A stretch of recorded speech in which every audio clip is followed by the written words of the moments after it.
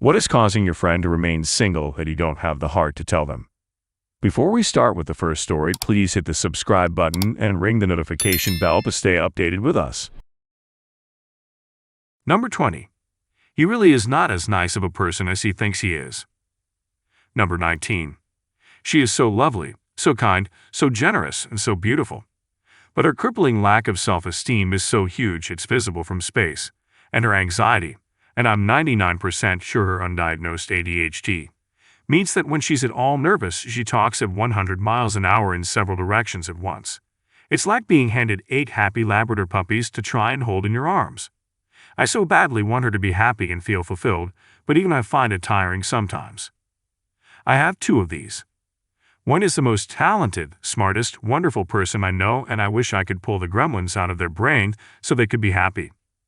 The other is self-fulfilling proficiency freaking up their life. He's not unlovable or ugly or uncared for, but walking through the world expecting rejection at all turns and living in a fog of negativity is what makes him unattractive to be around. Such and such isn't hotter than you. That's not the reason they're getting more friends and lovers, but they are more positive and interested than you, and people are attracted to that company. Number 18.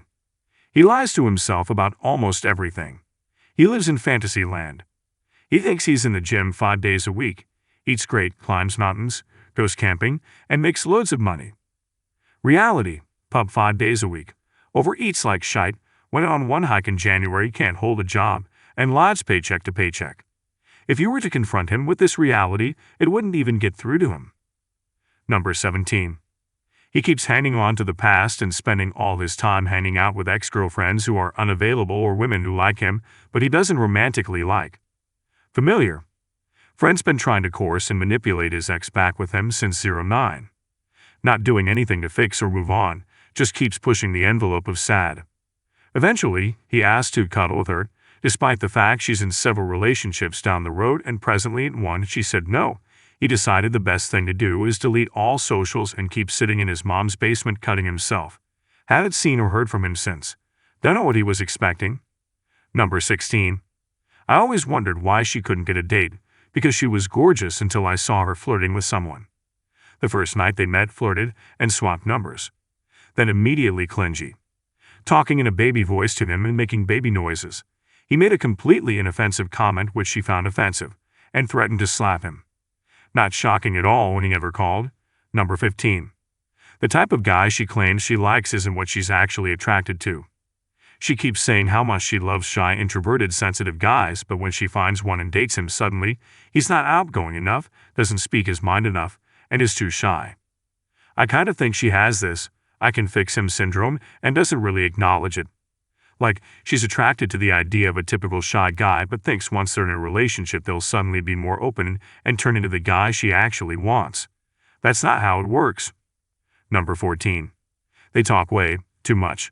Even during texting, my friend is sending paragraphs to women he just met. He needs to find a woman with ADHD, that's what. Number 13. Horrid halitosis. It actually has been brought up before, but he never does anything about it. Edit. I'm fairly certain that he has gingivitis. His gums are blood red and bleed easily. I've told him he probably has gum disease, but he insisted that he has someone in the family who's a dentist and told him he doesn't have it. Number 12. I have a friend who constantly attaches herself to the worst men possible, gets treated like trash, and then reaches out to us for rescue. We tell her every time that the men she has seen are horrible. Nice guys are always labeled as boring, or she finds an excuse not to be interested. He has dinner with his mother 2 to 3 times a week. I'm not dating a mama boy, but the guy who ditched her at a concert twice. He's all right. At this point, I'm convinced she just likes being rescued. Number 11. She's too needy and clingy and doesn't bring much to the table. Impulsive, alcoholic, body image issues.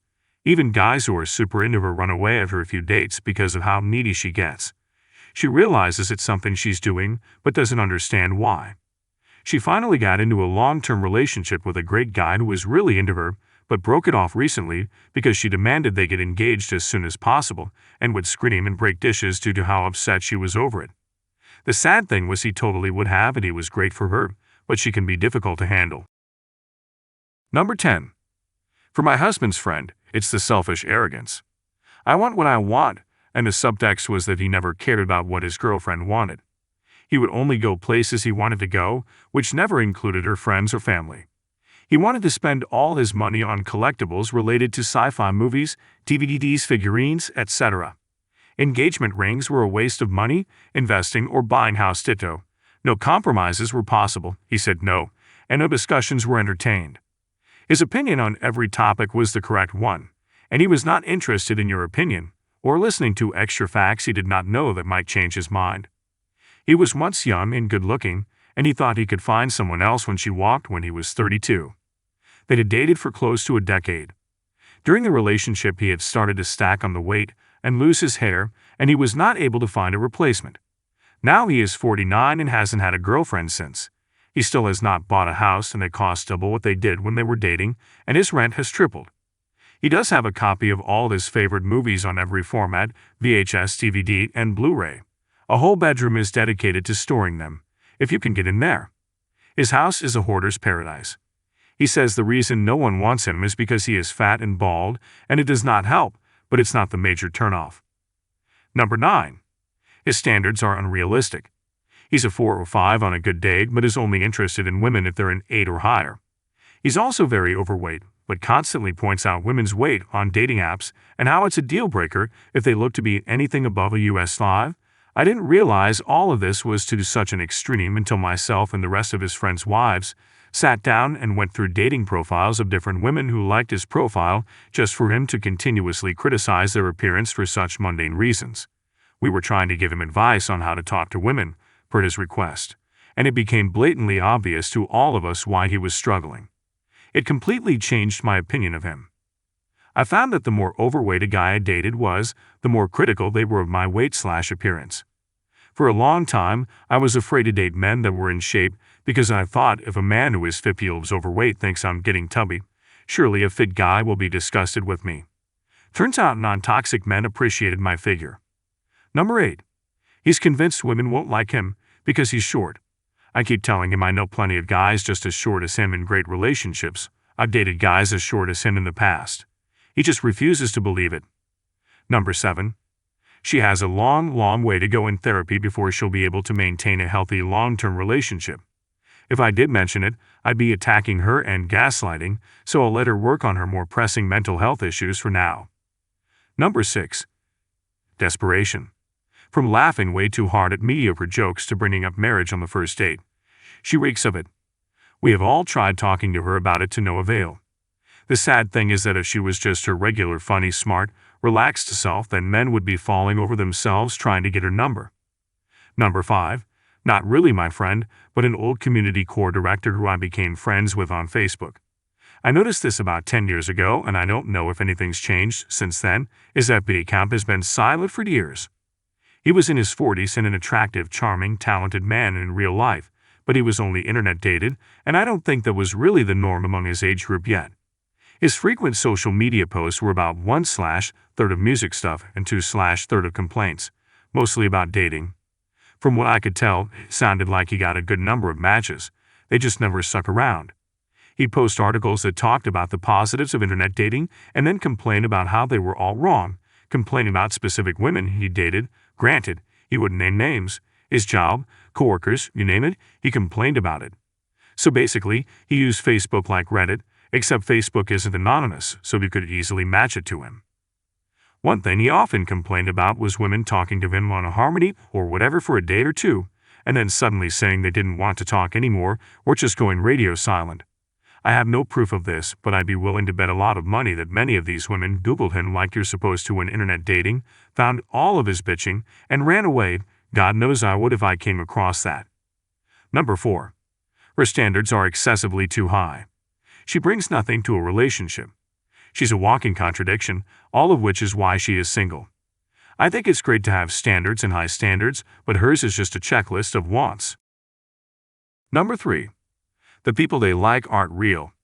They are idealized, cartoonish caricatures.